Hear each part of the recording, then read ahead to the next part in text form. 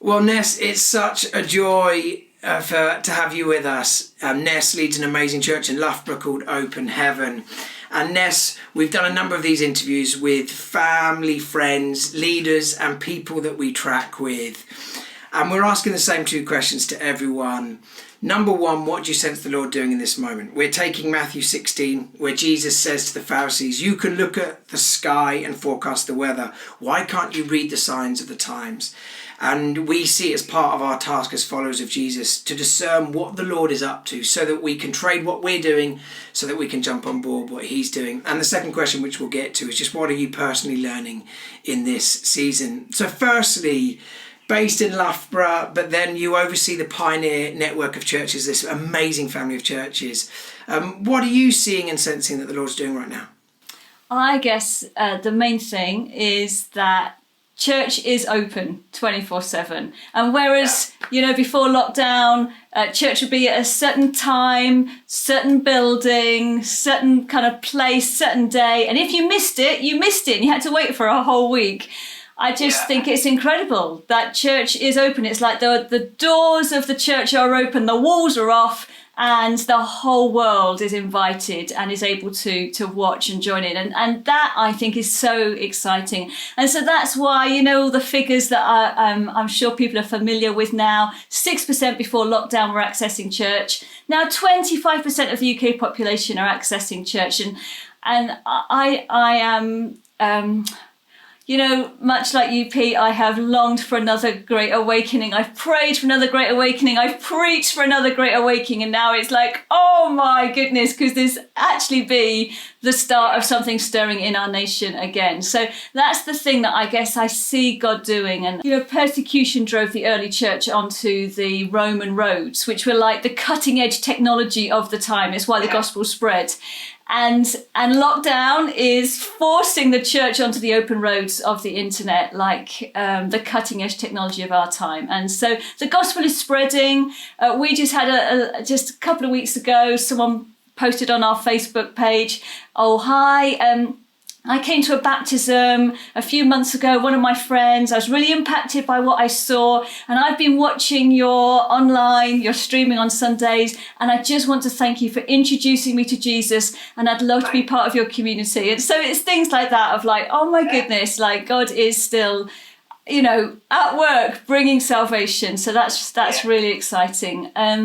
I think the other thing that really is probably my favourite part of this time is what's happening on our streets. So just the fact that, followers of Jesus are often at the heart of community, connection, cohesion, and all those opportunities. Neighbours have become friends. We now know the names of people who were once just faces. And we're finding it kind of feels like church is developing on the street, whether it's the parties on VE Day, or we've done our road is called Toot Hill Road. We've done a Toot Hill's Got Talent, people videoing themselves and saying, we've done a Toot Hill Bake Off. The guy who runs our corner shop has just totally put himself out there, really gone over and above the call of duty. And so a few of us schemed together and we've raised an amazing amount of money to give to him across our neighbourhood. And we're going to present it with a huge card after the NHS clap.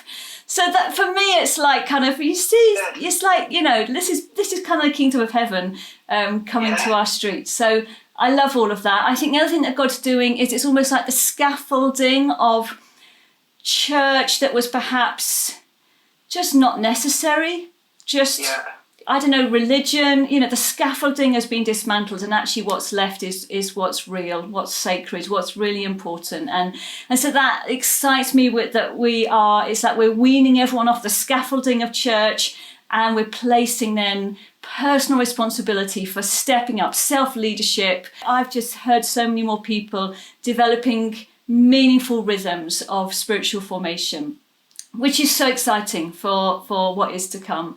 And then the last thing that I think I see God doing is in terms of families. And it's always deeply troubled me. The stat about 50% of kids brought up in Christian homes actually don't follow Jesus into adulthood. And what I'm seeing and my prayers are kind of being sown into this is that the lockdown would be the great reversal of that stat. So that actually, I mean, we've just started something which probably other families have done for ages, but we never quite managed it with like the busyness of mornings. But like we're reading the Bible together over breakfast, so just a chapter a day, separate it all out, and reading in the initial Greek, yeah? Oh, yeah. With all the commentaries and all of that. But that's like, we've not done that before, and it's partly because we've got time. So that's what I see some of what God's doing. Can I ask you about the stuff on the streets then? Because as soon as this began, what was so inspiring to B and I, because we've been in WhatsApp correspondence with you, is almost like immediately you were on the streets. You designed that card, and others just stole the language, and loads of churches, because of that response, took your cards and started putting them through letterboxes. But that's developed momentum. Like, what are you doing now? Let's say there's someone lives on a random street here in Islington or London. They're like, okay, I want to start building community. Give us some tips as how you can begin that journey. Okay, really practically. Okay, I shall be really practical. So I just made like a blank sheet of paper and a map of boxes that represented every house, and thought, okay, so every house where I don't know somebody's name, that's going to be a goal for me. So like on Mother's Day, I put daffodils on people's doorsteps with a little note saying, here's something to brighten your day. And then when I left my phone number. Then when I got messages back, I was then able to find people's names that went with the door number and wrote them in my little map that I had. Right. So that's like a really practical thing. Create a map of your street, of your neighbourhood, and start to fill the boxes in of names, because then when you see those people, you can use their name and, all of that. I think there's something about being a secret pastor of secret congregations. And what does a pastor do? We know people's names. We love people. We encourage people. We know what's going on in their lives. We call the gold out and then we pray for them. So if everyone sees themselves as a secret pastor, so create a map. And then I guess I just then thought, once the WhatsApp group had developed, pretty much in my head, I've had a rhythm of every couple of weeks, let's do something together that creates community and makes life a bit more fun, a bit more joyful. So the first one was the Two Hills Got Talent. And in my mind, I thought that would be a great one to do because it allows people to shine. It will inevitably create encouragement as people make themselves a bit vulnerable and perhaps do a song, or we had we had someone drumming, we had a poem, we had singing, we had someone do DIY skills, we had a dog doing dog tricks, we had a magician, we had kids doing like recorder and all of that. And obviously, as soon as someone makes themselves vulnerable, records themselves, puts it on a WhatsApp group of a bunch of relative strangers, everybody then piles in with like, yeah, brilliant, so good, love it. So that then created a culture. So in my head, just like I do with church, it's like, how do I create a culture? So a culture of encouragement, a culture of fun. So Two Hills Got Talent was the first thing. Then it was the Bake Off. So that was someone else's idea, but then I kind of sort of developed it. And so it ended up with then cakes. So we ended up with 5 judges. And we deliberately chose one of the judges who was an old guy whose wife had died, and we just really all in the neighbourhood wanted to look out for him. He was the head judge, so he was like Paul Hollywood of our Toot Hill Road. And so he had the casting vote, and so I took photos as all the cakes were being dropped off outside our door. I took them around to the judges, and then built it up on the final day of the competition. I'd like to announce, in third entry, da da da da da, and that was just brilliant. And then after that, it was like, what's the best gif or the best joke of the week? Yeah. And interspersed with all the fun, also like on Easter Sunday, just a kind of a message. If anyone fancies church in their pajamas, here's a link to what we're doing on a Sunday. And then obviously when the blessing came out, just a little post, here's something to lift your spirits, so weaving in a little bit of God content into the community activities. And then VE Day was just an absolute brilliant day, street party. And I took photos, sent it to our local newspaper. They then posted it. And so then again, our neighbourhood then sees pictures of us having fun in the middle of our local newspaper. So that then got posted and shared. And then this one at the moment, which is around, I guess, I guess it's more like, we're used to in church, aren't we, honouring people and blessing them and publicly thanking them. And so I've just again taken that cultural concept and put it into our street. The corner shop guy, everybody has been blessed by him because he's hand delivered groceries to people who are shielding. He's kept the shop open. It means that he doesn't get to see his wife and his kids that much because he's felt really committed to keeping the shop open. And so I knew there would be a huge feel-good factor of people wanting to honour him. Oh, I love it, and it is so practical. And yet those moments where joy breaks into despair, I mean, that is a taste of the kingdom, and I totally love it. One other question then, because obviously we're experiencing this at a really micro level, like almost like street level, even household level. But this is also like a shared experience globally. So we're being pulled together at a hyperlocal level and a global level.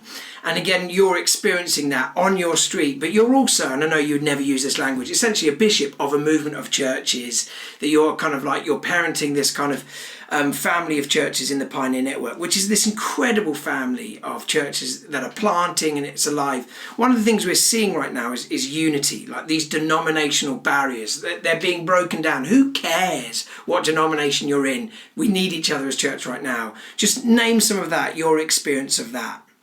It's like anything, isn't it? Of when we are under pressure or kind of under threat, I think all the stuff that doesn't matter just falls down, and the stuff that really matters gets front and centre. And I think leaning into each other's strengths, recognizing our similarities are so much more than our differences, that and it pleases Jesus when his church is unified. And I just think that it's actually caused us to become more of the church that Jesus wants us to be and can handle another great awakening. Final question then, Ness. Just personally, like we spoke just before the interview, I mean, these are challenging times for leaders, but just individually, it's a slog at times, isn't it? But what are you personally learning in this season? Being really honest, my primary emotion during lockdown has been one of frustration. So I think just frustration around how I want to lead, how I instinctively lead. For me, it's all about people and touching people and looking into people's eyes and, and encouraging people and to have the limitations of screen, I found really frustrating. And I'm not good at tech, and so having to learn a lot about something that is it's like having to write with my left hand all the time. That's what lockdowns felt like to me. And being really honest as well with some of those frustrations, I then have been sometimes disappointed at my own reactions.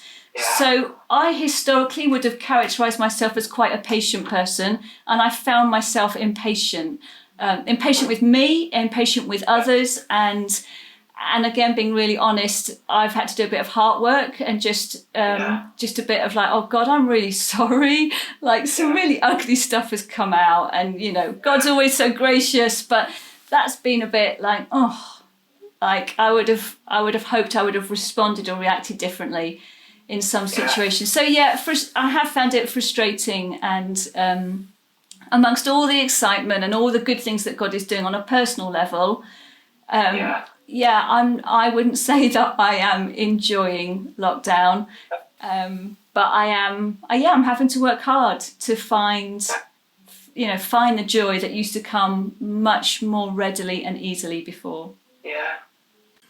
I couldn't agree more, and I think one of the fascinating things is that as we experience whatever our dominant emotion might be, as the grace of God touches that, I feel this, I'm sure you do, that we are being transformed. And it's not always a beautiful process, but we know the outcome is to be more like Jesus.